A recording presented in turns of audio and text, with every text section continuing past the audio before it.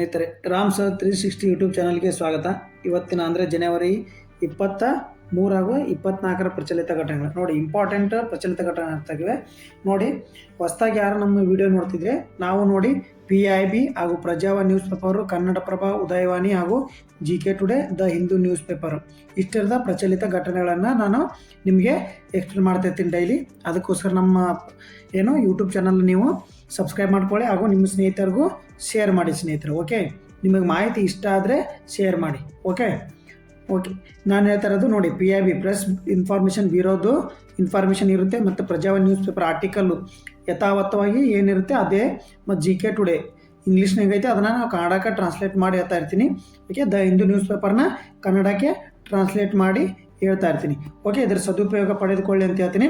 ಇಷ್ಟು ನಮ್ಮದು ಪ್ರತಿದಿನದ ಕರೆಂಟ್ ಅಫೇರ್ಸ್ ಆಗಿರುತ್ತೆ ಕನ್ನಡದಲ್ಲಿ. ಓಕೆ ನೋಡಿ, ಹಾಗಾದ್ರೆ ಮೊದಲೇ ಕ್ವಶನ್ ಬಂದ್ಬಿಟ್ಟು ಇವತ್ತಿನ ಪ್ರಚಲಿತ ಘಟನೆ. ಹಂಗಂದರೆ ಜನವರಿ 23 ಪ್ರಚಲಿತ ಘಟನೆ ಆಗಿದ್ದು. ಓಕೆ, 2026ನೇ ಸಾಲಿನ ರಾಷ್ಟ್ರೀಯ ಅಂಬಿಕಾ ದತ್ತ ಯತ್ತ ಪ್ರಶಸ್ತಿಗೆ 2026ನೇ ಸಾಲಿನ ರಾಷ್ಟ್ರೀಯ ಅಂಬಿಕಾತ ನಯ ದತ್ತ ಪ್ರಶಸ್ತಿಗೆ ಆಯ್ಕೆಯಾದವರು ಯಾರು ನೋಡಿ. ಅಂಬಿಕಾ ದತ್ತ ಅಂತ ನಾವು ಕರಿತೀವಲ್ಲ, ಶಾರ್ಟ್ ಆ್ಯಂಡ್ ಶೂಟ್ ಆಗಿ. ಯಾರನ್ನು ಕರಿತೀವಿ ನಾವು ನೋಡಿ, ದರಾ ಬೇಂದ್ರೆ ಅವ್ರನ್ನ ಈ ಹೆಸರಿಂದ ಕರಿತೀವಿ ನಾವು, ಡಾಕ್ಟರ್ ದರಾ ಬೇಂದ್ರೆ ಅವ್ರನ್ನ. ಓಕೆ, ಹಂಗಂದ್ರೆ ಈ ಸರಿ ಪ್ರಶಸ್ತಿಗೆ ಯಾರು ಭಾಜನರಾಗಿದ್ದಾರೆ? ಆಪ್ಷನ್ ಎ ಪ್ರೊಫೆಸರ್ ಯಾರು? ಮಾಲತಿ ಪಟ್ಟಣ್ ಶೆಟ್ಟಿ, ಸತೀಶ್ ಕುಲಕರ್ಣಿ. ಆಪ್ಷನ್ ಸಿ ಮೇಲ್ನೇ ಇಬ್ಬರು. ಆಪ್ಷನ್ ಡಿ ಯಾರು ಅಲ್ಲ. ನೋಡಿ, ಸರಿಯಾದ ಉತ್ತರ ಬಂದ್ಬಿಟ್ಟು ಆಪ್ಷನ್ ಸಿ ಸರಿಯಾದ ಉತ್ತರ ಆಗಿರುತ್ತೆ ಸ್ನೇಹಿತರೆ. ನೋಡಿ, ಇವರಿಬ್ಬರಿಗೆ ಈ ವರ್ಷದ ಪ್ರಶಸ್ತಿ ಸಿಕ್ಕಿರುತ್ತೆ. ನೋಡಿ ಇಲ್ಲಿ ಎಕ್ಸ್ಪ್ಲನೇಷನ್. ಓಕೆ, ದರಾ ಬೇಂದ್ರೆ ಅವರ ರಾಷ್ಟ್ರೀಯ ಸ್ಮಾರಕ ಟ್ರಸ್ಟ್ 2026ನೇ ಸಾಲಿನ ಅಂಬಿಕಾದ ನಯದತ್ತ ರಾಷ್ಟ್ರೀಯ ಪ್ರಶಸ್ತಿಗೆ ಧಾರವಾಡದ ಹಿರಿಯ ಸಾಹಿತಿ ಪ್ರೊಫೆಸರ್ ಮಾಲತಿ ಹಾಗೂ ಪಟ್ಟಣ್ ಶೆಟ್ಟಿ ಹಾಗೂ ಹಾವೇರಿ ಹಿರಿಯ ಕವಿ ಸತೀಶ್, ಹಂಗಂತ ನೋಡಿ ಇವರು ಊರ ಹೆಸರನ್ನು ಕೊಟ್ಟಿದ್ದಾರೆ. ಹಾವೇರಿ ಹಿರಿಯ ಕವಿ ಸತೀಶ್ ಕುಲಕರ್ಣಿ ಅವರು ಆಯ್ಕೆಯಿದ್ದಾರೆ. ನೋಡಿ, ಇವರು ಅಧ್ಯಕ್ಷರು ಡಾಕ್ಟರ್, ಇವರು ಪುರಸ್ಕೃತರ ಮಾಹಿತಿ ನೋಡಿ. ಅಂಬಿಕಾಯ ದತ್ತ ರಾಷ್ಟ್ರೀಯ ಪ್ರಶಸ್ತಿ 1 ಲಕ್ಷ ರೂಪಾಯಿ ಆಗಿರುತ್ತೆ. ಇದರದ್ದು ನಗದು ಬಹುಮಾನ ಸ್ಮರಣೆಗೆ ಹೊಂದಿರುತ್ತೆ. ಆದರೆ ಈ ಸಲ ಇಬ್ಬರು ಸಾಧಕರ ಪ್ರಶಸ್ತಿ ಹಂಚಿಕೆಯಲ್ಲಿ ತಲಾ 50,000 ರೂಪಾಯಿ ನೀಡಲಾಗುತ್ತೆ. ಜನವರಿ 31 ಸಂಜೆ ಈ 5ಕ್ಕೆ ಈ ಸಾಧನಕೇರಿ ಬೇಂದ್ರೆ ಭವನದಲ್ಲಿ ಪ್ರಶಸ್ತಿಯನ್ನು ಕೊಡಲಾಗುತ್ತೆ. ಸಾಧನಕೇರಿ ಬೇಂದ್ರೆ ಭವನ ಐತಲ್ಲಿ ಧಾರವಾಡದಾಗೆ ಅವ್ರಿಗೆ ಕೊಡಲಾಗುತ್ತೆ. ಹಂಗಂದರೆ ಇದು ನೋಡಿ, ಹಂಗಂದರೆ 2025ರಲ್ಲಿ ಯಾರಿಗೆ ಕೊಡಲಾಗಿತ್ತು? 2025ರಲ್ಲಿ ಯಾರಿಗೆ ಕೊಡಲಾಗಿತ್ತು? ವೀಣಾ ಅವರಿಗೆ, ವೀಣಾ ಶಾಂತೇಶ್ವರ್ ಮತ್ತು SG ಸಿದ್ದರಾಮಯ್ಯ ಅವರಿಗೆ ನೀಡಲಾಗಿತ್ತು. ಓಕೆ, ಹಾಗಾದರೆ 2024ರಲ್ಲಿ ಬಾಬು ಕೃಷ್ಣಮೂರ್ತಿ ಹಾಗೂ ಪ್ರೊಫೆಸರ್ ಕೆ ಹಿರನ್ ಅವರಿಗೆ ಕೊಟ್ಟಾಯಿತು. ನೋಡಿ, ಹಾಗಾದರೆ ಈ ದತ್ತಾತ್ರೇಯ ರಾಮಚಂದ್ರ ಬೇಂದ್ರೆ ಅವರ ತಮ್ಮ ತಾಯಿಯ ನೋಡಿ, ಇದ್ರ ಮಾಹಿತಿ ಹೇಳೋದಾದರೆ, ದತ್ತಾತ್ರೇಯ ರಾಮಚಂದ್ರ ಬೇಂದ್ರೆ ಅವರು ತಮ್ಮ ತಾಯಿಯ ಅವರ ತಾಯಿ ಅಂಬವ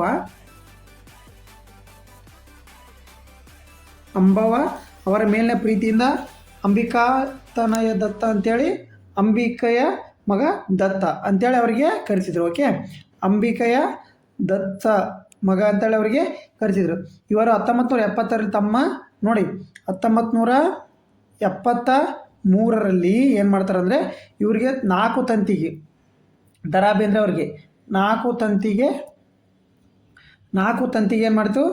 ಪ್ರಶಸ್ತಿ ಲಭಿಸಿತು. ಯಾವುದು 4 ತಂತಿಗೆ ನೋಡಿ, ಯಾವ್ದು ಬರೀತು? ಜ್ಞಾನಪೀಠ, 2ನೇ ಜ್ಞಾನಪೀಠ ಪ್ರಶಸ್ತಿ ದೊರೀತು. 2ನೇ ಜ್ಞಾನಪೀಠ ಪ್ರಶಸ್ತಿ ದೊರೆಯಿತು. ಓಕೆ, ತಂದುಕೊಟ್ಟ ಮಹಾನ್ ಕವಿ ಅವರ ನೆನಪಿನ ಚಿರಾಸ್ನಾಯಾಗಿ ಅವರು ಹುಟ್ಟುಹಬ್ಬದ ನೆನಪಿಗೋಸ್ಕರ ಈ ಸಾಲಿಗೆ ಅಂಬಿಕಾಯ ನಯದತ್ತ ಪ್ರಶಸ್ತಿಯನ್ನು ಇವರು ಸ್ಮರಣಾರ್ಥ ಕೊಡಲಾಗುತ್ತೆ. ಹಂಗಂದರೆ 1973ರಲ್ಲಿ 4 ತಂತಿಗೆ ಅವರ ಪ್ರಶಸ್ತಿ ನೀಡಲಾಗಿತ್ತು. ಓಕೆ, ಯಾರು ಅವರ ಈ ಹೆಸರು ಬರಲಿಕ್ಕೇನು? ಅಂಬಿಕಾತನಯ ದತ್ತ ಅಂತ ಹೆಸರು ಬರಲಿಕ್ಕೆ ಅಂಬವನ ಮಗ ದತ್ತ ಅಂತ ಕರಲಿಕ್ಕೆ ಈ ಹೆಸರು ಬಂದಿರತಕ್ಕಂಥದ್ದು. ಮಾಹಿತಿ ಕ್ಲಿಯರ್ ಆಯಿತಾ? 1 ಲಕ್ಷ ಬಹುಮಾನ ಇರುತ್ತೆ. ಈ ಸರಿ ಇಬ್ಬರು ಇರೋ ಕಾರಣ 50,000 ರೂಪಾಯಿ ಡಿವೈಡ್ ಆಗಿದೆ. ಓಕೆ, ನೆಕ್ಸ್ಟ್ ಕ್ವೆಶನ್ ನೋಡಿ. ಹಾಗಾದರೆ ನೋಡಿ, ಇದು ಇಂಪಾರ್ಟೆಂಟ್ ಆಗಿರುತ್ತೆ. ಇತ್ತೀಚೆಗೆ ಯಾವ ಭಾರತೀಯ ಪಾದರಕ್ಷೆಗಳಿಗೆ ಅಂತಾರಾಷ್ಟ್ರೀಯ ಮಾರುಕಟ್ಟೆಯಲ್ಲಿ ಭಾರಿ ಬೇಡಿಕೆ ಬಂದಿದೆ ಮತ್ತು ಇಟಲಿಯ ಕಂಪನಿ ಒಂದು ಇವುಗಳಿಗೆ ಬೇಡಿಕೆ ಮಾಡಿದೆ? ಯಾವುದಕ್ಕೆ? Option A Mysuru sandals, Kolhapuri ಚಪ್ಪಲಿ, ಜೈಪುರಿ ಜೂತಿ, ಕಾಶ್ಮೀರಿ ಬೂಟುಗಳು. ಯಾವುದಾಗಾದರೆ ನೋಡಿ, ನ್ಯೂಸ್ ಪೇಪರ್ ಆರ್ಟಿಕಲ್ ಬಂದಿರತಕ್ಕಂಥದ್ದು ಯಾವುದು? ಪ್ರಜಾವಾಣಿ ನ್ಯೂಸ್ ಪೇಪರಲ್ಲಿ ಬಂದಿರತಕ್ಕಂಥದ್ದು ನೋಡಿ. ಯಾವುದು? ಕೊಲ್ಲಾಪುರಿ ಪಾದರಕ್ಷೆಗಳಿಗೆ ಏನು GI ಟ್ಯಾಗ್ ಪಡೆದೈತಿ ಇದು. ಇತ್ತೀಚೆಗೆ GI ಟ್ಯಾಗ್ ಪಡೆದೈತಿ ಇದು. ಕರ್ನಾಟಕದಲ್ಲಿ ಇತ್ತೀಚೆಗೆ GI ಟ್ಯಾಗ್ ಪಡೆದೈತಿ. ನೋಡಾಗಾದ್ರೆ ಎಕ್ಸ್ಪ್ಲನೇಷನ್ ನೋಡೋಣ. ಜಾಗತಿಕ ಮಾರುಕಟ್ಟೆಗೆ ಲಗ್ಗಿ, ಲಿಡ್ಕರ್ಗೆ ಗುಲಿ, ಕೊಲ್ಲಾಪುರ ಪಾದರಕ್ಷೆಗಳಿಗೆ ಮನೆ. ಉತ್ತರ ಕರ್ನಾಟಕದ ಕಿತ್ತೂರು ಕರ್ನಾಟಕದಲ್ಲಿ ಮನೆ ಮಾತಾಗಿರುವ ಕೊಲ್ಲಾಪುರ ಪಾದರಕ್ಷೆಗಳಿಗೆ ಅಂತಾರಾಷ್ಟ್ರೀಯ ಮಾರುಕಟ್ಟೆ ಲಗ್ಗಿಟ್ಟಿದ್ದು, ಇನ್ನು ಮುಂದೆ ಕೊಲ್ಲಾಪುರಿ ಪಾದರಕ್ಷೆ ಜಾಗತಿಕ ಬೆಲೆ ದೊರಕಲಿದ್ದು, ಲಿಡ್ಕರ್ ಸಂಸ್ಥೆ ಮತ್ತೊಂದು ಗರಿ ಮೂಡಿಸಿದೆ. ಓಕೆ, ಕೊಲ್ಲಾಪುರ ಪಾದರಕ್ಷೆ ದೇಶದಲ್ಲಿ ಅತ್ಯಂತ ಹೆಗ್ಗಳಿಕೆ ಪಾತ್ರ ಪಾದರಕ್ಷೆಯಾಗಿದೆ. ಅಲ್ಲದೆ ಭೌಗೋಳಿಕ ಸೂಚ್ಯಂಕ GI ಟ್ಯಾಗ್ ಪಡೆದ ಪಾದರಕ್ಷೆಯಾಗಿದೆ. ಅಲ್ಲದೆ ರಾಜ್ಯ ಪ್ರತಿಷ್ಠಿತ ಸಂಸ್ಥೆಗಳಾದ ಡಾಕ್ಟರ್ ಬಾಬು ಜಗಜೀವನ್ ರಾಮ್ ಚರ್ಮ ಕೈಗಾರಿಕೆ ಅಭಿವೃದ್ಧಿ ನಿಗಮ ಲಿಡ್ಕರ್ಗೆ ಈ ಕೊಲ್ಲಾಪುರಿ ಪಾದರಕ್ಷೆಯನ್ನು ತಯಾರಿಸುತ್ತದೆ. ಹಂಗಂದ್ರೆ ಈ ಕೊಲ್ಲಾಪುರಿ ಪಾದರಕ್ಷೆಯನ್ನು ಯಾವ್ದು ತಯಾರಿಸುತ್ತೆ ಹಾಗಾದ್ರೆ? ಲಿಡ್ಕರ್ ಅಂದ್ರೇನು ನೋಡಿ, ಡಾಕ್ಟರ್ ಬಾಬು ಜಗಜೀವನ್ ರಾವ್ ಚರ್ಮ ಕೈಗಾರಿಕೆ ಅಭಿವೃದ್ಧಿ ಕೊಲ್ಲಾಪುರ, ಇವರು ಇದನ್ನ ತಯಾರು ಮಾಡ್ತಾರೆ. ಓಕೆ, ಇಟಲಿಯಲ್ಲಿ ಪಾದರಕ್ಷೆ ಬಿಡುಗಡೆ. ಓಕೆ, ಮಾರ್ಚ್ ತಿಂಗಳಲ್ಲಿ ನಡೆಯುವ ಕಾರ್ಯಕ್ರಮದಲ್ಲಿ ಕೊಲ್ಲಾಪುರ ಪಾದರಕ್ಷೆ ಮೇಡ್ ಇನ್ ಇಂಡಿಯಾ ಎನ್ನುವ ಹೆಸರಿನಲ್ಲಿ ಇಟಲಿಯ ಬ್ರ್ಯಾಂಡ್ ಕಂಪನಿ ಈ ಪಾದರಕ್ಷೆ ಅಂತಾರಾಷ್ಟ್ರೀಯ ಮಾರುಕಟ್ಟೆಗೆ ಬಿಡುಗಡೆ ಮಾಡಲಾಗಿದೆ. ಓಕೆ, ಇದು GI ಟ್ಯಾಗ್ ಪಡೆದಂಥ ಕೊಲ್ಲಾಪುರ ಏನು ಪಾದರಕ್ಷೆ ಆಗಿರುತ್ತೆ. ಇಷ್ಟು ಮಾಹಿತಿ ಅದನ್ನ ಯಾರು ಬರ್ತಾರೆ? ಲಿಡ್ಕರ್ ಸಂಸ್ಥೆ ಉತ್ಪಾದನೆ ಮಾಡುತ್ತೆ. ಓಕೆ, ಕೊಲ್ಲಾಪುರದ್ದು ಇತ್ತೀಚಿನ ಮಾರುಕಟ್ಟೆ ಅಂದರೆ ಇಟಲಿಯಲ್ಲಿ. ಓಕೆ, ನೆಕ್ಸ್ಟ್ ಕ್ವಶನ್ ನೋಡೋಣ ಹಾಗಾದ್ರೆ. ಟಾಮ್ ಟ್ರಾಫಿಕ್ ಇಂಡೆಕ್ಸ್ 2025 ವರದಿಯ ಪ್ರಕಾರ ವಿಶ್ವದ ಅತಿ ಹೆಚ್ಚು ಸಂಚಾರ ದಟ್ಟಣೆ ಇರುವ ನಗರ ಪಟ್ಟಿಯಲ್ಲಿ ಬೆಂಗಳೂರು ಎಷ್ಟನೇ ಸ್ಥಾನ ಆಗಾದ್ರೆ? ನೋಡಿ, ಬೆಂಗಳೂರು ಎಷ್ಟನೇ ಸ್ಥಾನ ಆಗಾದ್ರೆ? 1ನೇ ಸ್ಥಾನನ, 2ನೇ ಸ್ಥಾನನ, 5, 10ನೇ ಸ್ಥಾನ? ನೋಡಿ, ಸರಿಯಾದ ಉತ್ತರ ಬಂದ್ಬಿಟ್ಟು ಸ್ನೇಹಿತರೆ 2ನೇ ಸ್ಥಾನ. ನೋಡಿ, ಹಾಗಾದ್ರೆ 1ನೇ ಸ್ಥಾನ ಯಾವುದು ನೋಡಿ, 2ನೇ, ಹಾಗಾದ್ರೆ 3ನೇ ಸ್ಥಾನ ಯಾವುದು ನೋಡಿ. ಎಕ್ಸ್ಪ್ಲನೇಷನ್ ನೋಡಿ, ಪೀಕ್ ಅವರ್ ವೇಗ್ ಗಂಟೆಗಳಿಗೆ ಅಂದರೆ 1 ಗಂಟೆಗೆ ಎಷ್ಟು ಕಿಲೋಮೀಟರ್ ನಾವು ಚಲನೆ ಮಾಡ್ತೀವಿ ಅಂದರೆ 13.12 ಕಿಲೋಮೀಟರ್ ನಾವು ಗಂಟೆಗೆ ಇಲ್ಲಿ ಮಾಡ್ತಕ್ಕಂಥ ವೇಗ ಆಗಿರುತ್ತೆ. ಓಕೆ, 10 ಕಿಲೋಮೀಟರ್ ಕ್ರಮಿಸಬೇಕಾದಲ್ಲಿ 36 ನಿಮಿಷ ಬೇಕು ಇವರಿಗೆ. ಟ್ರಾಫಿಕ್ ಜಾಮ್ ಬೆಂಗಳೂರಿಗೆ ಜಗತ್ತಿನಲ್ಲಿ 2ನೇ ಸ್ಥಾನ. ಓಕೆ, ಭಾರತ ಇತರ ನಗರಗಳು ನೋಡೋದಾದರೆ ಪುಣೆ 5ನೇ ಸ್ಥಾನ, ಮುಂಬೈ 18ನೇ ಸ್ಥಾನ, ದೆಹಲಿ 23ನೇ ಸ್ಥಾನ, ಕೋಲ್ಕತ್ತಾ 29 ಸ್ಥಾನ, ನಗರ ಸ್ಥಾನ ಜೈಪುರು, ಚೆನ್ನೈ, ಹೈದರಾಬಾದ್, ಇವನ್ನೆಲ್ಲ ನೋಡ್ಕೊಳ್ಳಿ. ಡಾಟಾ ಯಾವುದು ನಿಮಗೆ SI ರೇಟಿಂಗ್ಗೆ ಹೆಲ್ಪ್ ಆಗುತ್ತೆ. ಓಕೆ, ಹಂಗಾರೆ ಯಾರು ಇದನ್ನು ಬಿಡುಗಡೆ ಮಾಡ್ತಕ್ಕಂಥವ್ರು ನೋಡಿ, ಟಾಮ್ ಟ್ರಾಫಿಕ್ ಇಂಡೆಕ್ಸ್ ಇಲ್ಲಿದೆ ನೋಡಿ. ಟಾಮ್ ಇಂಡೆಕ್ಸ್ ಪ್ರಕಾರ ವಾಹನ ದಟ್ಟಣೆ ಬೆಂಗಳೂರಿನ ಮಾತ್ರ ಸೀಮಿತವಾಗಿಲ್ಲ, ದೇಶದ ಮಹಾನಗರ ಶ್ರೇಣಿ 2 ನಗರ ಸಹ ಪಟ್ಟಿಯಲ್ಲಿ ಸ್ಥಾನ ಪಡೆದಿವೆ. ಓಕೆ, ಟ್ರಾಫಿಕ್ ಜಾಮ್ನಲ್ಲಿ ಟಾಪ್ 5 ನಗರಗಳಾಗಿವೆ. ಮೆಕ್ಸಿಕೋ ನೋಡಿ, ಮೆಕ್ಸಿಕೋ ನಗರ 1ನೇ ಸ್ಥಾನ, ಭಾರತದ್ದು ಬೆಂಗಳೂರು 2ನೇ ಸ್ಥಾನ, ಡಬ್ಲಿನ್ ಐರ್ಲೆಂಡ್ 3ನೇ ಸ್ಥಾನ, ಲಾರ್ಜ್ ಪೋಲ್ಯಾಂಡದ್ದು 4ನೇ ಸ್ಥಾನ, ಪುಣೆ 5ನೇ ಸ್ಥಾನ. ನೋಡಿ, ಟಾಪ್ 5ರಲ್ಲಿ ನಮ್ಮ ಭಾರತದ 2 ಸ್ಥಾನಗಳಿವೆ. ಓಕೆ, ಇದ್ರ ಮಾಹಿತಿ ಇಷ್ಟು ಆಗಿರುತ್ತೆ. ನೀವು ಇದರಲ್ಲಿ ಏನು ತಿಳ್ಕೊಬೇಕಂದ್ರೆ ಯಾವ ಸಂಸ್ಥೆ ಎಷ್ಟನೇ ಸ್ಥಾನ, 1ನೇ ಸ್ಥಾನ ಯಾವುದು, ಹಂಗಂದ್ರೆ ನಮ್ಮ ಭಾರತದ ಟಾಪ್ 5ರಲ್ಲಿ ಇರ್ತಕ್ಕಂಥ 2 ನಗರಗಳ್ಯಾವು, ಇವು 4 ಪಾಯಿಂಟ್ನ ನೀವು ಇಂಪಾರ್ಟೆಂಟ್ ಇದರಲ್ಲಿ ತಿಳ್ಕೊಬೇಕಾಗಿರುತ್ತೆ. ಓಕೆ, ಹಂಗಂದ್ರೆ ಎಷ್ಟು ಕಿಲೋಮೀಟ್ರ್ ಬೇಗ? 10 ಕಿಲೋಮೀಟ್ರ್ 36 ನಿಮಿಷ ಬೇಕು. ಹಂಗಂದ್ರೆ ಒಂದು ಪೀಕ್ ಅವರ್ ಅಂದರೆ 13.3 ಕಿಲೋಮೀಟ್ರ್ ನಮಗೆ ಬೇಕಾಗುತ್ತೆ. ಓಕೆ, ಎಷ್ಟು? 13.3 ಕಿಲೋಮೀಟ್ರ್ ನಾವು 1 ಅವರ್ಗೆ ಹೋಗ್ತಕ್ಕಂಥದ್ದು ಇಲ್ಲಿ. ಓಕೆ, ಪೀಕ್ ಅವರ್ ಅಂತ ಕೇಳ್ತಾರೆ, ಅಂದರೆ ಅತಿಯಾದ ಟ್ರಾಫಿಕ್ ದಟ್ಟಣೆ ಇರುವಲ್ಲಿ. ನೋಡಿ, ಹಾಗಾದ್ರೆ ನೆಕ್ಸ್ಟ್ ಕ್ವಶನ್ ನೋಡ್ತಾ ಹೋಗೋಣ. ಭಾರತೀಯ ಸೇನೆ ಇತ್ತೀಚೆಗೆ ಪರೀಕ್ಷಿಸಿದ ಜಗತ್ತಿನ ಮೊದಲ ರಾಮ್ಜೆಟ್ ಆರ್ಟಿಲರಿ ಶೆಲ್ ಅನ್ನು ಯಾವ ಸಂಸ್ಥೆ ಸಂಯೋಗದೊಂದಿಗೆ ಅಭಿವೃದ್ಧಿಪಡಿಸಲಾಗಿದೆ? ನಾನು ಆಲ್ರೆಡಿ ಹೇಳಿದ್ದೀನಿ ಇದನ್ನು ನೋಡಿ. ರಾಮ್ಜೆಟ್ ನಾನು ಆಲ್ರೆಡಿ ಜನವರಿ 6ನೇ ತಾರೀಕು ಕರೆಂಟ್ ಅಫೇರ್ಸಲ್ಲಿ ನಿಮ್ಮ ರಾಮ್ಜೆಟ್ ಬಗ್ಗೆ ಹೇಳಿದ್ದೀನಿ. ಜನವರಿ 6ನೇ ತಾರೀಕು ಕರೆಂಟ್ ಅಫೇರ್ಸ್ ನಿಮಗೆ ಸಂಪೂರ್ಣ ಮಾಹಿತಿ ಹೇಳಿದ್ದೀನಿ. ಅಲ್ಲೇ ನಿಮ್ಮ ಲಿಂಕ್ ಹಾಕಿರ್ತೀನಿ, ಹೋಗಿ ನೋಡ್ಕೊಳ್ಳಿ. ಬಟ್ ಇಲ್ಲಿ ಇನ್ನೊಮ್ಮೆ ನೋಡ್ಕೊಳ್ಳೋಣ. ಯಾವುದು? IIT ಬಾಂಬೆನ, IIT ಮದ್ರಾಸ, DRDOನ, ದೆಹಲಿನ ಯಾವುದಾಗದ್ರೆ ನೋಡಿ. ನ್ಯೂಸ್ ಪೇಪರ್ ಆರ್ಟಿಕಲ್ ಬಂದಿರತಕ್ಕಂಥದ್ದು. ಭಾರತೀಯ ಸೇನೆಗೆ ಜಗತ್ತಿನ ಮೊದಲ ರಾಮ್ಜೆಟ್ ನೋಡಿ. ರಾಮ್ಜೆಟ್ ಆರ್ಟಿಲರಿ ಶೆಲ್ ಅಂದರೆ ಏನು ಮೊದಲು ಅರ್ಥ ಮಾಡ್ಕೊಳ್ಳಿ, ಆಮೇಲೆ ಉಳ್ಕ್ಯದ್ದು ಮಾತಾಡೋಣ. ಓಕೆ, ಸುಮ್ಮನೆ ಬರೀ ಕ್ವಶನ್ ನೋಡ್ಕೊಂಡು ತಗೋದಲ್ಲ. ನೋಡಿ, ಯಾವುದು ಹಾಗಾದರೆ ಮದ್ರಾಸ್ IIT ನೋಡಿ. ಸರಿಯಾದ ಉತ್ತರ ಬಂದ್ಬಿಟ್ಟು ಮದ್ರಾಸ್ IIT. DRDO ಇತ್ತೀಚೆಗೆ ಏನು ಮಾಡಿತ್ತು? ಮ್ಯಾನ್ ಪೋರ್ಟೇಬಲ್ ಹ್ಯಾಂಡ್ ಮೇಡ್ ರಾಕೆಟನ್ನು ಇತ್ತೀಚೆಗೆ ಉಡಾವಣೆ ಮಾಡಿತ್ತು. ಅದೊಂದು ನಿಮಗೆ ನೆನಪಿರಲಿ. ಓಕೆ, ಅದನ್ನು ಕರೆಂಟ್ ಅಫೇರ್ಸಲ್ಲಿ ಹೇಳಿದ್ದೀನಿ. ಓಕೆ, ನೋಡಿ, ಹಾಗಾದ್ರೆ ಇದ್ರ ಎಕ್ಸ್ಪ್ಲನೇಷನ್ ನೋಡಿಲಿ. ಇದ್ರದ್ದು ಏನೇನು ಎಲ್ಲನೂ ಮಾಹಿತಿ ಹೇಳ್ತೀನಿ. ಸ್ವಲ್ಪ ರಾಮ್ಜೆಟ್ ಅಂದರೆ ಏನು ತಿಳ್ಕೊಳ್ಳಿ. 155 IIT ಮದ್ರಾಸ್ ಮಾಡಿರ್ತಕ್ಕಂಥ ಇಂಡಿಯನ್ ಆರ್ಟಿಲರಿ ಸಿಸ್ಟಮ್ಗೆ ಮಾಡಿರ್ತಕ್ಕಂಥ ನೋಡಿ. ಭಾರತೀಯ ಸೇನೆಗೆ ಜಗತ್ತಿನ ಮೊದಲ ರಾಮ್ಟೆಕ್ ಆರ್ಟಿಲರಿ ನೋಡಿ. ಇದು ಇತ್ತೀಚೆಗೆ ಎಲ್ಲಿ ಇದು ಮಾಡಿದ್ರು ಮಾತಾಡ್ಕೊಳ್ಳಿ. ಏನು ಇತ್ತೀಚೆಗೆ ಎಲ್ಲಿ ಪರೀಕ್ಷೆ ಮಾಡಿದ್ರು ನೋಡಿ. ಇತ್ತೀಚೆಗೆ ರಾಜಸ್ಥಾನದ ಪೋಖ್ರಾನ್ನಲ್ಲಿ ಸೇನೆಗೆ ಗುಂಡಿನ ಮೊರೆ ತೆಗೆದು ಮರುಭೂಮಿಯಲ್ಲಿ ಆವರಿಸಿತ್ತು. ಒಂದರ ಮೇಲೊಂದರಂತೆ ಆರ್ಟಿಲರಿ ಶೆಲ್ಗಳು ಆರಿಸಲಾಗುತ್ತೆ. ಯುದ್ಧದ ವಾತಾವರಣ ಇಲ್ಲ, ಅವ ಕೇವಲ ಭಾರತೀಯ ಭೂಸೇನೆ ಪ್ರಯೋಗ. ಅದರಲ್ಲಿ ಏನು ವಿಶೇಷತೆ ಇದೆ? ಶಸ್ತ್ರಗಳ ಪ್ರಯೋಗ ನಡೆಸುವ ಭಾರತೀಯ ಸೇನೆ ಸಾಮಾನ್ಯ ವಿದ್ಯಮಾನ ಎನಿಸಿತು. ಆದರೆ ಈ ರಾಮ್ಜೆಟ್ ವಿದ್ಯಮಾನ ಅಂದರೆ ಏನು ಮೊದಲು ತಿಳ್ಕೊಳ್ಳಿ. ಇಲ್ಲಿ ನೋಡಿ, ರಾಮ್ಜೆಟ್ ಅಂದರೆ ಸಾಮಾನ್ಯವಾಗಿ ತೋಪ್ ಇರುತ್ತಲ್ಲ, ಇಲ್ಲಿ ಐತೆ ನೋಡಿ ತೋಪ್, ಇದು ಆರ್ಟಿಲರಿ ಅಂತ ಕರಿತೀವಿ ನಾವು. ನಮ್ಮ ಕಾರ್ಗಿಲ್ ಯುದ್ಧದಲ್ಲಿ ನಮಗೆ ಬ್ಯಾಕಪ್ ಫೈರ್ ಆಗಿ ಕೊಟ್ಟಿರ್ತಕ್ಕಂಥದ್ದು ಇದು. ಈ ತೋಪ್ ಹೆಂಗಿತ್ತಂದ್ರೆ ಆರಿಸಿದ ಗುಂಡು ಒಂದು ನಿರ್ದಿಷ್ಟ ದೂರದವರೆಗೆ ಮಾತ್ರ ಸಾಗುತ್ತಿತ್ತು. ಅಂದರೆ ತೋಪಿನ ಮುಖಾಂತರ, ಈಗ ನೋಡಿ ಏನಂದ್ರೆ ನಾವು ಸಂಗೊಳ್ಳಿ ರಾಯಣ್ಣ ಫಿಲ್ಮ್ ನೋಡಿವಲ್ಲ, ಅದ್ರಾಗೆ ತೋಪಿನ ಮುಖಾಂತರ ಏನು ಒಂದು ನಿರ್ದಿಷ್ಟವರೆಗೆ ಗುಂಡು ಆರಿಸಿ ಅಲ್ಲಿ ಗುಂಡು ಬ್ಲಾಸ್ಟ್ ಆಗ್ತಿತ್ತು, ಬೀಳ್ತಿತ್ತು. ಆದರೆ ಹೊಸ ರಾಮ್ಜೆಟ್ ತಂತ್ರಜ್ಞಾನ ಹೊಂದಿರುವ ಗುಂಡು ಬ್ಯಾಲೆನ್ಸ್ಡ್ ಟ್ರಾಜೆಕ್ಟರಿ, ಒಮ್ಮೆ ಎಸೆದ ಅಥವಾ ಆರಿಸಿದ ವಸ್ತು ನಂತರ ಯಾವುದೇ ಇಂಜಿನ್ ಶಕ್ತಿ ಇಲ್ಲದೆ ಹೋಗುವ ದಾರಿ ಅಥವಾ ಇಂಜಿನ್ ಶಕ್ತಿ ಇಲ್ಲದೆ ಗುರುತ್ವಾಕರ್ಷಣೆಯಿಂದ ವಕ್ರವಾಗಿ ಸಾಗುವ ಹಾದಿಯೇ ಬ್ಯಾಲಿಸ್ಟಿಕ್ ಟ್ರಾಜೆಕ್ಟರಿ ಅಂತ ಕರಿತೀವಿ ನಾವು. ಈ ರೀತಿಯಾಗಿ ಸಾಗಿ ವೇಗ ನಿಧಾನಗೊಳಿಸಿ ನಿಧಾನಗತಿಯಲ್ಲಿ ಗುರಿಯನ್ನು ಹೊಡೆದು ಹಾಕುವುದಲ್ಲದೆ ಹಾರುವಾಗಲೇ ಗಾಳಿಯನ್ನು ಬಳಸಿ ಶಕ್ತಿಯನ್ನು ಉತ್ಪಾದಿಸುವುದರಿಂದ ರಾಮ್ಜೆಟ್ ಇಂಜಿನ್ ಇವು ಸೂಪರ್ಸಾನಿಕ್. ಇದು ಏನು ಮಾಡ್ತು ಗೊತ್ತಾ? ಈಗ ಇದು ನಾನು ಇನ್ ಡೀಟೇಲ್ ಆಗಿ ಹೇಳ್ತೀನಿ ಕೇಳಿ. ರಾಮ್ಜೆಟ್ ಅಂದರೆ ಫಸ್ಟ್ ಏನು ಮಾಡುತ್ತಂದರೆ ಇಲ್ಲಿ ಫೈರ್ ಮಾಡಿದ್ರೆ ಅಂತ ತಿಳ್ಕೊಳ್ಳಿ. ಫೈರ್ ಮಾಡಿದಾಗ ಇಲ್ಲಿ ಹೋಗುತ್ತೆ, ಇಲ್ಲಿ ಹೋದು ಇದು ಯಾವಾಗ ಇದ್ರದ್ದು ಬೆಂಕಿ ಆರುತ್ತಲ್ಲ, ಇದು ನೆಕ್ಸ್ಟ್ ಏನು ಮಾಡುತ್ತಂದರೆ ಇಲ್ಲಿ ಇಂಜಿನ್ ಸ್ಟಾರ್ಟ್ ಆಗುತ್ತೆ. ಯಾವಾಗ ಎದುರುಗಡೆ ಬರ್ತಕ್ಕಂಥ ಗಾಳಿನ ಏನು ಮಾಡುತ್ತೆ, ಶಕ್ತಿಯಾಗಿ ಬಳಸಿಕೊಂಡು ಯಾಂತ್ರಿಕ ಶಕ್ತಿಯಾಗಿ, ಗಾಳಿ ಶಕ್ತಿಯಿಂದ ಯಾಂತ್ರಿಕ ಶಕ್ತಿಯನ್ನಾಗಿ ಬಳಸಿಕೊಂಡು ಮುಂದುವರಿತಕ್ಕಂಥದ್ದು ಮೆಕ್ಯಾನಿಸಮ್. ಅರ್ಥ ಆಯ್ತಾ? ಫಸ್ಟ್ ಇಲ್ಲೇ ಮದ್ದು ಗುಂಡುಗಳಿಂದ ಉರಿಯುತ್ತೆ, ಗುಂಡುಗಳಿಂದ ಉರಿದ ಕಟ ನೆಕ್ಸ್ಟ್ ಹೋಗ್ತಾ ಹೋಗ್ತಾ ಯಾವಾಗ ಮದ್ದು ಗುಂಡುಗಳಲ್ಲಿ ಖಾಲಿ ಆಗುತ್ತಲ್ಲ, ಎದುರುಗಡೆ ಗಾಳಿಯಲ್ಲಿ ಬರ್ತಕ್ಕಂಥ ಗಾಳಿ ಶಕ್ತಿಯಿಂದ ಯಾಂತ್ರಿಕ ಶಕ್ತಿಯನ್ನಾಗಿ ಬಳಸಿಕೊಂಡು ಮುಂದೆ ಚಲಿಸುತ್ತಿದೆ. ಓಕೆ, ಅತಿ ಹೆಚ್ಚಿನ ದೂರವನ್ನು ಏನು ಕ್ರಮಿಸಲಿಕ್ಕೆ ಹೆಲ್ಪ್ ಆಗುತ್ತೆ. ಹೋಗಿತ್ತಾ ರಾಮ್ಜೆಟ್ ಇಂಜಿನ್ ಅಂದರೆ ಏನು ಗೊತ್ತಾಯ್ತಾ ನಿಮಗೆ? ಓಕೆ ನೋಡಿ, ಒಮ್ಮೆ ಓದಿ ಹೇಳ್ತೀವಿ. ವೇಗದಲ್ಲಿ ಹೆಚ್ಚು ಪರಿಣಾಮಕಾರಿಯಾಗುತ್ತೆ. ಸಾಮಾನ್ಯ ಗುಂಡಿಗಿಂತ 2 ಪಟ್ಟು ಹೆಚ್ಚು ದೂರ ಸಾಗುವ ಸಾಮರ್ಥ್ಯ. ಇದರಿಂದ ಗುಂಡು 80ರಿಂದ 120 ಕಿಲೋಮೀಟರ್ ಚಲಿಸಿ ವೈರ್ಗಳ ಮೇಲೆ ದಾಳಿ ಮಾಡಬಹುದು. ನೋಡಿ, ಇದ್ರದ್ದು ಫ್ರೀಕ್ವೆನ್ಸಿ ರೇಂಜ್ ಎಷ್ಟಂಗಂದರೆ 80ರಿಂದ 100 ಕಿಲೋಮೀಟ್ರ್, 120 ಕಿಲೋಮೀಟ್ರ್. ಹಾಗೂ ಖರ್ಚು ಕಡಿಮೆ. ಭಾರತ ರಷ್ಯಾ ನಿರ್ಮಿತ ಸೂಪರ್ಸಾನಿಕ್ ಕ್ಷಿಪಣಿಯಾದ ಬ್ರಹ್ಮೋಸ್ ಇದೆ. ಇದನ್ನು ನಾವು ಒಂದು ಸಲ ಉಡಾಯಿಸಿ 25 ಕೋಟಿ ರೂಪಾಯಿಗಳನ್ನು ನಾವು ಮಾಡ್ಕೋಬಹುದು. 1,25 ಕೋಟಿ ರೂಪಾಯಿ ಒಂದು ಬ್ರಹ್ಮೋಸ್ ಹಾರಿಸಿದ್ರೆ ನಾವು. ಓಕೆ, ಅದಕ್ಕೋಸ್ಕರ ನಾವು ಇಂಥವು ಮಾಡಿದ್ರಾಯ್ತು. ಈ ಆರ್ಟಿಲರಿ ಶೆಲ್ಲನ್ನು ಕಡಿಮೆ ಖರ್ಚಿನಲ್ಲಿ ಬಳಸೋದು M777 ವೋಲ್ಚರ್ ಧನುಷ್ ಪಿರಂಗಿ ATGS ಅಡ್ವಾನ್ಸ್ ಟು ಏನು ಆರ್ಟಿಲರಿ ಗನ್ ಸಿಸ್ಟಮ್ ಹಾಗೂ ಪಿರಂಗಿ ಗನ್ AK ವಜ್ರ. ಈ ಶಸ್ತ್ರಾಸ್ತ್ರಗಳು 155 ಮಿಲಿ ಗುಂಡುಗಳನ್ನು ಬೇಕಾಗುತ್ತೆ. ಅಂದರೆ ಈ ಹಲವು ಗನ್ನುಗಳಲ್ಲಿ ಒಂದೇ ಶೆಲ್ ಬಳಸಬಹುದು. IIT ಮದ್ರಾಸ್ ಮತ್ತು ಭಾರತೀಯ ಭೂಸೇನೆ ಆರ್ಮಿ ಟೆಕ್ನಾಲಜಿ ಬೋರ್ಡ್ ಜೊತೆ ಸೇರಿ, ಯಾರು ಶೇರ್ ಮಾಡಿದ್ದಾರೆ ಇದನ್ನು? IIT ಮದ್ರಾಸ್ ಮತ್ತು ಭಾರತೀಯ ಭೂಸೇನೆ ಆರ್ಮಿ ಟೆಕ್ನಾಲಜಿ ಬೋರ್ಡ್ ಜೊತೆ ಸೇರಿ. ಓಕೆ, ಹಾಗಾದರೆ ಇದ್ರದ್ದು ಎಲ್ಲೆಲ್ಲಿ ಬಳಸೋದು? K9 ಏನು ಪಿರಂಗಿ ಒಳಗಡೆ ಬಳಸ್ಬೋದು. M77 ಅಂತ ಒಂದು ಇದು ಆಯುಧಗಳ ಹೆಸರು, ಅದರಲ್ಲಿ 2ರಲ್ಲಿ ಬಳಸ್ಬೋದು. ಓಕೆ, ನಾನು ಇದ್ರದ್ದು ತಂತ್ರಜ್ಞಾನ ನಿಮ್ಗೆ ಹೇಳಿದ್ದೀನಿ. ಜನವರಿ 6ನೇ ತಾರೀಕು ನಿಮ್ಗೆ ಹೇಳಿದ್ದೀನಿ ನೋಡಿ. ಫಸ್ಟು ಮದ್ದು ಗುಂಡುಗಳಿಂದ ಇದೇನು ಮಾಡುತ್ತೆ, ಹೋಗ್ತಾ ಮದ್ದು ಗುಂಡುಗಳು ಯಾವಾಗಿದ್ರೆ ಕಡಿಮೆ ಆಗ್ತಾವಲ್ಲ, ಎದುರುಗಡೆ ಬರ್ತಕ್ಕಂಥ ಗಾಳಿನೇ ಏನು ಮಾಡುತ್ತೆ, ಯಾಂತ್ರಿಕ ಶಕ್ತಿಯನ್ನಾಗಿ ಮುಂದುವರಿಯುತ್ತೆ. ಓಕೆ, ಇದು ಗೊತ್ತಾಯ್ತು ಅಂತ ಕೇಳ್ತೀನಿ. ಓಕೆ, ಇದು ಆತ್ಮನಿರ್ಭರ ಯೋಜನೆಯಡಿ ಇದನ್ನು ಮಾಡ್ತಕ್ಕಂಥದ್ದು. ಯಾರ್ಯಾರು ಹಂಗಂದರೆ IIT ಮದ್ರಾಸ್ ಮತ್ತು ಭಾರತೀಯ ಭೂಸೇನೆ ಆರ್ಮಿ ಟೆಕ್ನಾಲಜಿ ಬೋರ್ಡ್ ಜೊತೆ ಸೇರಿ ಇದನ್ನು ಏನು ನಿರ್ಮಾಣ ಮಾಡಿರ್ತಕ್ಕಂಥದ್ದು. ಇದ್ರ ಬಗ್ಗೆ ನಿಮ್ಗೆ ಸಂಪೂರ್ಣ ಮಾಹಿತಿ ಗೊತ್ತಾಯ್ತು ಅಂತ ತಿಳ್ಕೊತೀನಿ. ಎಲ್ಲಿ ಇತ್ತೀಚೆಗೆ ಪರೀಕ್ಷೆ ಮಾಡಿದ್ರು? ಪೋಖ್ರಾನಲ್ಲಿ. ಓಕೆ, ರಾಜಸ್ಥಾನದ ಪೋಖ್ರಾನಲ್ಲಿ. ಹಂಗಾರೆ ನೆಕ್ಸ್ಟ್ ಕ್ವಶನ್ ನೋಡೋಣ.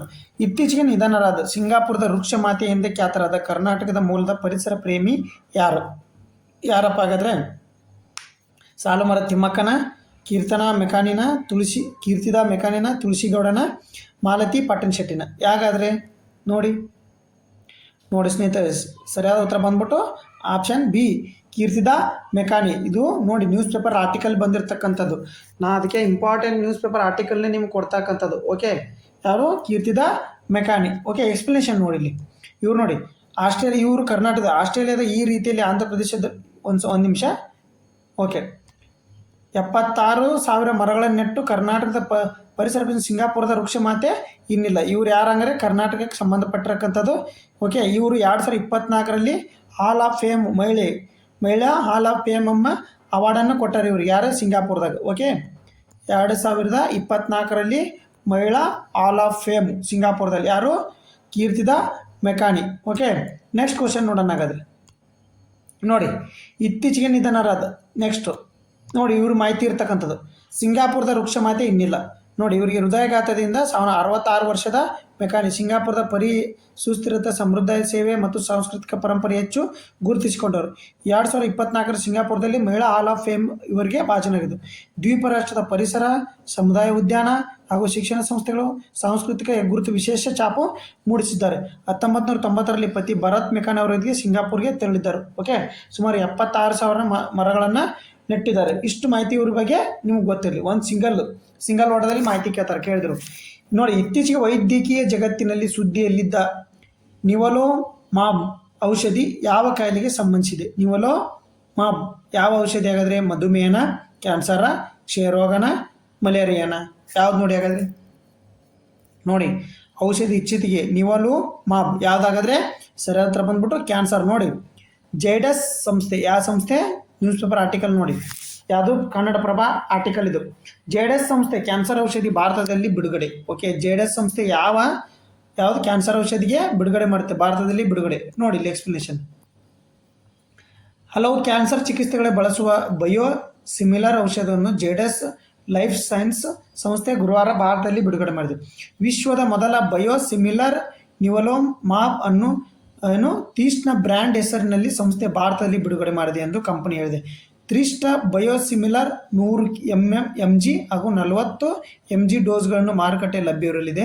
ಇವುಗಳ ಬೆಲೆ ಕ್ರಮವಾಗಿ 28,950 ರು ಹಾಗೂ 19,950 ರು ಆಗಲಿದೆ. ನೋಡಿ, ಇದಕ್ಕೆ 100 mg ಎಷ್ಟು? 28,000 ರೂಪಾಯಿ, ಅಂದರೆ 29,000. 40 mg ಎಷ್ಟು? 14,000 ರೂಪಾಯಿ ಆಗಲಿ. ಈ ಔಷಧಿಯಿಂದ ದೇಶದ 5 ಲಕ್ಷಕ್ಕೂ ಹೆಚ್ಚು ಕ್ಯಾನ್ಸರ್ ರೋಗಿಗಳಿಗೆ ಅನುಕೂಲವಾಗಿದೆ. ನೋಡಿ, ಕ್ಯಾನ್ಸರ್ ರೋಗಕ್ಕೆ ಇತ್ತೀಚೆಗೆ ಇನ್ವೆನ್ಷನ್ ಮಾಡಿರ್ತಕ್ಕಂಥ ಔಷಧಿ ಯಾವುದಂತ ಕೇಳ್ಬೋದು. ಯಾವುದಾಗಾದ್ರೆ ನೋಡಿ ಇಲ್ಲಿ, ಯಾವುದು? ನಿವಲೋಮಾಬ್. ಯಾವ ಸಂಸ್ಥೆ? ಜೈಡಸ್ ಸಂಸ್ಥೆ. ಓಕೆ, ನೆಕ್ಸ್ಟ್ ಕ್ವಶನ್ ನೋಡ್ರಿ. ಹಾಗಾದ್ರೆ ನೋಡಿ, ಇದು ಕನ್ನಡಪ್ರಭ ಕ್ವಶನ್ ನೋಡಿ. ಚುನಾವಣೆ ಆಯೋಗವು ಮತದಾರರು ಮತ್ತು ಅಧಿಕಾರಿಗಳಿಗೆ ಇತ್ತೀಚಿನ ಬಿಡುಗಡೆ ಮಾಡಿದ ಹೊಸ ಡಿಜಿಟಲ್ ಇಂಟರ್ಫೇಸ್ ಮಾಸ್ಟರ್ ಆ್ಯಪ್ ಯಾವುದು? ಹಾಗಾದ್ರೆ ಯಾವುದು ಆ್ಯಪು? ನೋಡಿ, ಯಾವುದು ಆ್ಯಪ್ ಹಾಗಾದ್ರೆ? ನೋಡಿ, ಆಪ್ಷನ್ ಎ ECI ನೆಟ್ ಮತದಾನ ಪೋರ್ಟಲ್, ಸಿ ವಿಜಿಲ್, ಈ ಚುನಾವಣೆ. ನೋಡಿ, ಯಾವುದಾಗಾದ್ರೆ? ನೋಡಿ, ನ್ಯೂಸ್ ಪೇಪರ್ ಆರ್ಟಿಕಲ್ ನೋಡಿ ಇಲ್ಲಿ ಎಕ್ಸ್ಪ್ಲನೇಷನ್. ಚುನಾವಣಾ ಆಯೋಗದಿಂದ ಹೊಸ ಮಾಸ್ಟರ್ ಆ್ಯಪ್ ECI ನೆಟ್ ಮತದಾರರ ಚುನಾವಣಾಧಿಕಾರಿಗಳಿಗೂ ರಾಜಕೀಯ ಪಕ್ಷಗಳಿಗೆ ಚುನಾವಣಾ ಆಯೋಗ ಸಿದ್ಧಪಡಿಸಿರುವ ಹೊಸ ಡಿಜಿಟಲ್ ಇಂಟರ್ಫೇಸ್ ET ಅಥವಾ ECI ನೆಟ್. ಓಕೆ, ಅಥವಾ ಮಾಸ್ಟರ್ ಆ್ಯಪನ್ನು ಮುಖ್ಯವಾಗಿ ಚುನಾವಣಾ ಅಧಿಕಾರಿಗ ಜ್ಞಾನೇಶ್ ಕುಮಾರ್ ಗುರುವಾರ ಬಿಡುಗಡೆ ಮಾಡಿದ್ದಾರೆ. ದೆಹಲಿಯಲ್ಲಿ ನಡೆದ ಚುನಾವಣೆ ಸಂಸ್ಥೆಗಳ ಮುಖ್ಯಸ್ಥರ ಅಂತಾರಾಷ್ಟ್ರೀಯ ಸಮಾವೇಶದಲ್ಲಿ ಈ ಆ್ಯಪನ್ನು ಬಿಡುಗಡೆ ಮಾಡಿದವರು. ಚುನಾವಣೆ ಸಂದರ್ಭದಲ್ಲಿ ಹಂಗಂದ್ರೆ ಇದ್ರದ್ದು ಮುಖ್ಯ ಉದ್ದೇಶ ಏನಾಗಂದ್ರೆ ತಪ್ಪು ಮಾಹಿತಿ, ಸುಳ್ಳು ಸುದ್ದಿಗಳಿಗೆ ಕಡಿವಾಣ ಹಾಕುವ ಉದ್ದೇಶವನ್ನು ಹೊಂದಿದೆ. ಹಂಗಂದ್ರೆ ಇದು ನೋಡಿ, ಇದ್ರ ಮುಖ್ಯ ಉದ್ದೇಶ ಏನಾಗಾದ್ರೆ ನೋಡಿ, ECI ನೆಟ್ ಆ್ಯಪ್ ಆಗಾದ್ರೆ ಏನು? ತಪ್ಪು ಮಾಹಿತಿ ಹಾಗೂ ಸುಳ್ಳು ಸುದ್ದಿಗಳನ್ನು ಕಡಿವಾಣ ಹಾಕುವ ಸಾಧನವಾಗಿ ಇದು ಕೆಲಸ ಮಾಡಲಾಗುತ್ತದೆ. ಓಕೆ, ಇದ್ರ ಪ್ರಮುಖ ಮಾಹಿತಿಯಾಗಿರುತ್ತೆ. ಓಕೆ, ನೆಕ್ಸ್ಟ್ ಕ್ವಶನ್ ನೋಡಿ. ಹಾಗಾದರೆ ಪ್ರಜಾವಾಣಿ ನ್ಯೂಸ್ ಪೇಪರ್ಲ್ಲೇ ಬಂದಿರತಕ್ಕಂಥ ವಿಶ್ವ ಆರ್ಥಿಕ ಶೃಂಗಸಭೆ ಪ್ರತಿ ವರ್ಷ ಸಾಮಾನ್ಯವಾಗಿ ಎಲ್ಲಿ ನಡೆಯುತ್ತದೆ? ಪ್ಯಾರಿಸ್ನಲ್ಲಿ, ದಾವೋಸ್ನಲ್ಲಿ, ನ್ಯೂಯಾರ್ಕ್, ನವದೆಹಲಿ. ಎಲ್ಲಿ ನಡೆಯುತ್ತೆ ಹಾಗಾದರೆ? ಎಲ್ಲರಿಗೂ ಗೊತ್ತು, ಆಲ್ಮೋಸ್ಟ್ ಕಾಂಪಿಟೇಟಿವ್ ವರ್ಲ್ಡ್ ಇದ್ದವರಿಗೆ ದಾವೋಸ್ ಸರಿಯಾದ ಉತ್ತರ ಬಂದ್ಬಿಟ್ಟು Davos. Okay, news paper article ನೋಡಿ. ಹಾಗಾದರೆ ದಾವೋಸ್ ಆರ್ಥಿಕ ಶೃಂಗಸಭೆ ಏನಿದು? ಹಂಗಾರೆ ಇದು ಏನಿದು ಅಂತ ಹಾಗಾದರೆ ನೋಡಿ, ನಾನು ಹೇಳ್ತಿರೋದು ವಿಡಿಯೋ ನೋಡುವಾಗ ಸ್ವಲ್ಪ HD ಇಟ್ಟು ನೋಡಿ, ಯಾಕಂದ್ರೆ ನ್ಯೂಸ್ ಪೇಪರ್ ನಿಮ್ಗೆ ಕಾಣ್ಬೇಕಂದ್ರೆ HD ಇಟ್ಟು ನೋಡಿ. ಓಕೆ, ನೋಡಿ, ಹಾಗಾದರೆ ದಾವೋಸ್ ಆರ್ಥಿಕ ಶೃಂಗಸಭೆ ಅಂದ್ರೆ ಏನು ನಡೆಯುತ್ತಿದೆ? ಹಾಗಾದರೆ ನೋಡಿ, 1971ರಲ್ಲಿ ಮೊದಲ ದಾವೋಸ್ ಸಭೆ. ಹೋಗಿ ಎಷ್ಟರ ನಡೀತು? 1971. ನೋಡಿ, ನ್ಯೂಸ್ ಪೇಪರ್ನಾಗೆ ಇರುತ್ತೆ ಮಾಹಿತಿ ಎಲ್ಲನೂ, ನೀವು ಅದನ್ನ ತಿಳ್ಕೊಬೇಕಾಗತ್ತೆ. ಎಲ್ಲೆಲ್ಲೋ ಮಾಹಿತಿ ತಂದು ನೆಟ್ನ ಸರ್ಚ್ ಮಾಡೋದು ಅವಶ್ಯಕತೆ ಇಲ್ಲ. ನ್ಯೂಸ್ ಪೇಪರ್ನಾಗೆ ಎಲ್ಲ ಮಾಹಿತಿ ಕೊಟ್ಟಿರ್ತಾರೆ. ನೋಡಿ, ಇದು ಏನು ಹಂಗಂದ್ರೆ ಹೇಗೆ ನಡೀತೆ? ಇದು 1971ರಲ್ಲಿ ಮೊದಲು ನಡೀತು ದಾವೋಸ್ನಲ್ಲಿ. ಆದರೆ ಎದುರು ಸಂಬಂಧ ನಡೀತೆ ನೋಡಿ, ಜಾಗತಿಕ. ಓಕೆ, ನೋಡಿ, ಜಾಗತಿಕ ಆರ್ಥಿಕ ಆಗುಹೋಗುಗಳ ಕುರಿತು ಅವಲೋಕನ ಸಲುವಾಗಿ ವಿಶ್ವ ಆರ್ಥಿಕ ವೇದಿಕೆ ವರ್ಲ್ಡ್ ಎಕನಾಮಿಕ್ ಫೋರಂ ವಾರ್ಷಿಕ ಶೃಂಗಸಭೆಯು ಪ್ರತಿ ವರ್ಷ ನಡೆಯುತ್ತದೆ. ಭಾರತ ಸೇರಿದಂತೆ ವಿವಿಧ ಸದಸ್ಯ ರಾಷ್ಟ್ರಗಳು ಈ ಶೃಂಗಸಭೆಯಲ್ಲಿ ಭಾಗವಹಿಸುತ್ತವೆ. 2026 ಸಮಾವೇಶ ಜನವರಿ 19ರಿಂದ 23ರವರೆಗೆ ಸ್ವೀಡನ್ನ ದಾವೋಸ್ನಲ್ಲಿ ಸಮಾವೇಶಗೊಂಡಿತ್ತು. ಭಾರತದ ಪಾಲ್ಗೊಂಡಿದ್ದ ದುಡಿಮೆಗೆ ತಕ್ಕ ವರಮಾನ ಎಂಬ ನೀತಿಯಂತೆ ಆಯಾ ರಾಷ್ಟ್ರಗಳ ಆರ್ಥಿಕತೆ ಆಯಾ ರಾಷ್ಟ್ರಗಳಿಗೆ ಸಂಬಂಧಿಸಿದ್ದು ಎಂದು ವಾದಿಸುವವರು ಇದ್ದಾರೆ. ಆದರೆ ದೊಡ್ಡನೆ ಎನಿಸಿಕೊಳ್ಳುವ ಸದಾ ಯತ್ನಿಸುವ ಅಮೆರಿಕ ಬಲಾಢ್ಯ ರಾಷ್ಟ್ರಗಳು ವಿವಿಧ ದೇಶಗಳ ಸರಕುಗಳ ಮೇಲೆ ಏರುವ ಮೂಲಕ ದಬ್ಬಾಳಿಕೆ ನಡೆಸುವ ಹಿನ್ನೆಲೆ ಈ ಸಾಮಾನ್ಯತೆ ಅನುಷ್ಠಾನ ಸರಳವಲ್ಲ ಎಂದು ಪ್ರತಿಪಾದನೆ ಮಾಡಿದ್ದಾರೆ. ಹಂಗಾರೆ ಇದರ ಹೆಸರೇ ಧ್ಯೇಯವಾಕ್ಯ ಏನಾಗಂದ್ರೆ ದುಡಿಮೆಗೆ ತಕ್ಕ ವರಮಾನ ನೋಡಿ, ಇತ್ತೀಚೆಗೆ ದುಡಿಮೆಗೆ ತಕ್ಕ ವರಮಾನ ಧ್ಯೇಯವಾಕ್ಯದಂತೆ ನೋಡಿ. ಹಂಗಂದ್ರೆ ವಿಶ್ವ ಆರ್ಥಿಕ ವೇದಿಕೆ, ಹಾಗಾದರೆ ಇಲ್ಲಿ ನೋಡಿ ವಿಶ್ವ ಆರ್ಥಿಕ ವೇದಿಕೆ ನೋಡಿ, ಒಂದು ಸ್ವಲ್ಪ ಜೂಮ್ ಮಾಡ್ತೀನಿ ನೋಡಿ. 1900 HD ಇಟ್ಟು ನೋಡಿ ಸ್ವಲ್ಪ. ವಿಶ್ವ ಆರ್ಥಿಕ ಶೃಂಗಸಭೆಯು ಸರ್ವೇ ಸಾಮಾನ್ಯ ಪ್ರತಿ ವರ್ಷ ಸ್ವಿಟ್ಜರ್ಲ್ಯಾಂಡ್ ಸರ್ವ ಪ್ರದೇಶದಲ್ಲಿ ದಾವಾಸ್ನಲ್ಲಿ 1976ರಲ್ಲಿ ಯುರೋಪಿಯನ್ ಯೂನಿಯನ್ ಮ್ಯಾನೇಜ್ಮೆಂಟ್ ಫೋರಮ್ ಹೆಸರಿನಲ್ಲಿ ದಾವೋಸ್ನಲ್ಲಿ ನಡೆಯಿತು. ಯುರೋಪ್ನ ವಾಣಿಜ್ಯ ಸಂಘ ಸಂಸ್ಥೆಗಳನ್ನು ಅಮೆರಿಕಕ್ಕೆ ಪರಿಚಯಿಸಿಕೊಡುವ ಉದ್ದೇಶದಿಂದ ಕ್ಲಾಸ್ ಕ್ಯಾಬ್ ಎಂಬ ಸಂಸ್ಥೆ ಈ ಮೊದಲ ಸಮಾವೇಶವನ್ನು ನಡೆಸಿತು. ನಂತರ ಇದು ವಿಶ್ವ ಆರ್ಥಿಕ ವೇದಿಕೆಯಾಗಿ ರೂಪುಗೊಂಡಿತು. ಓಕೆ, ಯಾವುದು ಕ್ಲಾಸ್ ಕ್ಯಾಬ್. ಓಕೆ, ಇದ್ರ ಮಾಹಿತಿ ಗೊತ್ತಾ? ಕ್ಲಾಸ್ ಕ್ಯಾಬ್ ಮೊದಲು ಗೊತ್ತಿತ್ತು. ದಾವೋಸ್ನಲ್ಲಿ ಭಾರತ. ಓಕೆ ನೋಡಿ, ಶೃಂಗಸಭೆ ದಾವೋಸ್ನಲ್ಲೇ ನಡೆಯಬೇಕಾ? ಹೌದು. ಆದರೆ ಪ್ರತಿ ದಾವೋಸ್ನಲ್ಲಿ ಸಮಾವೇಶ ನಡೆಯಬೇಕು ಎಂಬ ಕಡ್ಡಾಯವೇನಿಲ್ಲ. ಅದಕ್ಕೆ ಅಪವಾದ ಮತ್ತು 2002ರಲ್ಲಿ ಸೆಪ್ಟೆಂಬರ್ 11ರಲ್ಲಿ ಭಯೋತ್ಪಾದನೆ ದಾಳಿ ಹಿನ್ನೆಲೆಯಲ್ಲಿ ಅಮೆರಿಕದ ನ್ಯೂಯಾರ್ಕ್ ನಗರದಲ್ಲಿ ಸಮಾವೇಶಗೊಂಡಿತ್ತು. ನಂತರ 2021ರಲ್ಲಿ ಬೇರೆ ಕಡೆಗಳಲ್ಲಿ ನಡೆಸಲು ಪ್ರಯತ್ನಿಸಲಾದರೂ ಕೋವಿಡ್ ಪರಿಣಾಮ ರದ್ದಾಗಿ 2022ರ ಕೊನೆಗೆ ದಾವೋಸ್ನಲ್ಲೇ ಮುಂದುವರಿತು. ಓಕೆ, ಇದು ಒಮ್ಮೆ ಎಲ್ಲಿ ನಡೀತು? ಅಮೆರಿಕದ ನಡೀತು. ಈ ಮೀಟಿಂಗ್ನಲ್ಲಿ ಎಷ್ಟು ದೇಶಗಳು?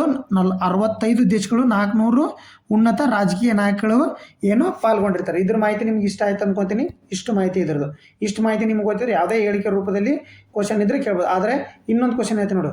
ಈ ಸರಿ ಮೊದಲ ಬಾರಿಗೆ ಏನೋ ಕನ್ನಡಿಗರು ಯಾರು? ಪ್ರಹ್ಲಾದ್ ಜೋಶಿ ಅವರು. ನೋಡಿ, ಕನ್ನಡದ ಸಚಿವ ಮೊದಲವರು ಯಾರು? ಪ್ರಹ್ಲಾದ್ ಜೋಶಿ ಅವರು. ಪ್ರಹ್ಲಾದ್ ಜೋಶಿ. ಓಕೆ, ಪ್ರಹ್ಲಾದ್ ಜೋಶಿ ಅವರು ಪಾಲ್ಗೊಂಡಿದ್ದರು. ಮೊದಲ ಕನ್ನಡಿಗ ಅವರು. ಇದನ್ನು ಇತ್ತೀಚೆಗೆ ಪಾಲ್ಗೊಂಡವರು. ಕೇಂದ್ರ ಸಚಿವರಾಗಿ ಆರ್ಥಿಕ ಇಲಾಖೆಯಲ್ಲಿ ಪಾಲ್ಗೊಂಡವರು. ಅವರು ಬಸವರಾಜ ಬೊಮ್ಮಾಯಿಯವರು ಸ್ಟೇಟ್ ಗೌರ್ಮೆಂಟಿಂದ ಹೋಗಿದ್ದರು. ಬಟ್ ದಾವೋಸ್ನಲ್ಲಿ ಮೇನ್ ಅತಿಥಿಯಾಗಿ ಹೋದವರು ಯಾರು? ಕನ್ನಡಿಗ ಯಾರು? ಪ್ರಹ್ಲಾದ್ ಜೋಶಿ. ಅದನ್ನು ನಾನು ಹೇಳಿದ್ದೀನಿ ಹಿಂದಿನ ಕರೆಂಟ್ ಅಫೇರ್ಸಲ್ಲಿ. ಓಕೆ, ನೆಕ್ಸ್ಟ್ ನೋಡಿ ಹಾಗಾದ್ರೆ ದ ಹಿಂದೂ ನ್ಯೂಸ್ ಪೇಪರ್ ನೋಡಿ. ಹಾಗಾದ್ರೆ ದ ಹಿಂದೂ ನ್ಯೂಸ್ ಪೇಪರ್ಲಿ ಬಂದಿರತಕ್ಕಂಥ ಆರ್ಟಿಕಲ್ ನೋಡಿ. ಹಾಗಾದ್ರೆ ನೋಡಿ, ವಿಶ್ವ ಮಲೇರಿಯಾ ವರದಿ 2025ರ ಪ್ರಕಾರ ಮಲೇರಿಯಾ ನಿರ್ಮೂಲನೆ ಮಾಡಲು ನಿಗದಿಪಡಿಸಲಾದ ಗುರಿ ವರ್ಷ ಯಾವುದು? 25, 2030, 2027, 2045 ಯಾವುದಾಗಾದ್ರೆ ನೋಡಿ. ಹಾಗಾದ್ರೆ ಸರಿಯಾದ ಉತ್ತರ ಬಂದ್ಬಿಟ್ಟು ಸ್ನೇಹಿತರೆ ನೋಡಿ, ನ್ಯೂಸ್ ಪೇಪರ್ ಆರ್ಟಿಕಲ್ಲೇ ಕೊಟ್ಟಿದ್ದಾರೆ. ಹಿಂದೂ ನ್ಯೂಸ್ ಪೇಪರ್ ನೋಡಿ, ಕನ್ನಡದಲ್ಲಿ ಕೊಟ್ಟಿಲ್ಲ, ಇದನ್ನು ಇಂಗ್ಲೀಷ್ ನ್ಯೂಸ್ ಪೇಪರ್ಲಿ ಕೊಟ್ಟಿದ್ದಾರೆ ನೋಡಿ. 2030 ಅಂತ ಕೊಟ್ಟಿದ್ದಾರೆ ನೋಡಿ, 2030 ಹೊತ್ತಿಗೆ. But Asia Pacific on track towards the elimination of malaria by 2030. ವಿಶ್ವ ಮಲೇರಿಯಾ ವರದಿ ಅಂತ 2025ರ ಪ್ರಕಾರ ವಿಶ್ವ ಮಲೇರಿಯಾ ಬೇಡ ನಮಗೆ, ನಮ್ದು ಏಷ್ಯಾ ಬೇಡ, ಏಷ್ಯಾ ಪೆಸಿಫಿಕ್ ಬೇಡ, ನಮ್ಮ ಭಾರತ ಮಾಡ್ತಕ್ಕಂಥದ್ದು 2027ಕ್ಕೆ. ಹಂಗಾರೆ ವಿಶ್ವ ಮಲೇರಿಯಾ ಅದು 2030ಕ್ಕೆ. ನಮ್ಮ ಭಾರತ ಹಾಕ್ಕೊಂಡಿರ್ತಕ್ಕಂಥ ಯೋಜನೆ ಎಷ್ಟಕ್ಕೆ? 2027ಕ್ಕೆ. ಇದು ಮಾಹಿತಿ ನಿಮಗೆ ಗೊತ್ತಿರಲಿ. ಓಕೆ, ನೋಡಿರಲಿ. ಹಾಗಾದರೆ ನೋಡಿ, ಇವರ ಏಷ್ಯಾ ಪೆಸಿಫಿಕ್ ವಲಯದ 2030ರ ವೇಳೆಗೆ ಮಲೇರಿಯಾವನ್ನು ಸಂಪೂರ್ಣ ನಿರ್ಮೂಲನೆ ಮಾಡುವ ಗುರಿಯನ್ನು ಹೊಂದಲಾಗಿದೆ. ಆದರೆ ಭಾರತ 2027ರ ವೇಳೆಗೆ ಮಲೇರಿಯಾ ಪ್ರಕರಣ ಶೂನ್ಯಕ್ಕೆ ಇಳಿಸುವ ಮಹತ್ವಾಕಾಂಕ್ಷೆ ಗುರಿಯನ್ನು ಹೊಂದಿದೆ. ಗೊತ್ತಲ್ಲ ಆನ್ಸರ್ ಬಿ. ಆದರೆ ಭಾರತ ಹಾಕೊಂಡಿರೋದು 2027ಕ್ಕೆ. ಓಕೆ, ನೆಕ್ಸ್ಟ್ ಕ್ವಶನ್ ನೋಡೋಣ. ಹಾಗಾದ್ರೆ ದ ಹಿಂದೂ ನ್ಯೂಸ್ ಪೇಪರ್ನ ನೋಡಿ, ಸೈನ್ಸಿಗೆ ಸಂಬಂಧಪಟ್ಟಿರ್ತಕ್ಕಂಥದ್ದು ಕ್ವಶನ್ ನೋಡಿ. ಹಾಗಾದ್ರೆ ಸೈನ್ಸಿಗೆ ನೋಡಿ, ನಿಮಗೆ ಕನ್ನಡ ನ್ಯೂಸ್ ಪೇಪರ್ಲಿ ಒಮ್ಮೆ ಕೊಡಲ್ಲ ಇವನ್ನ.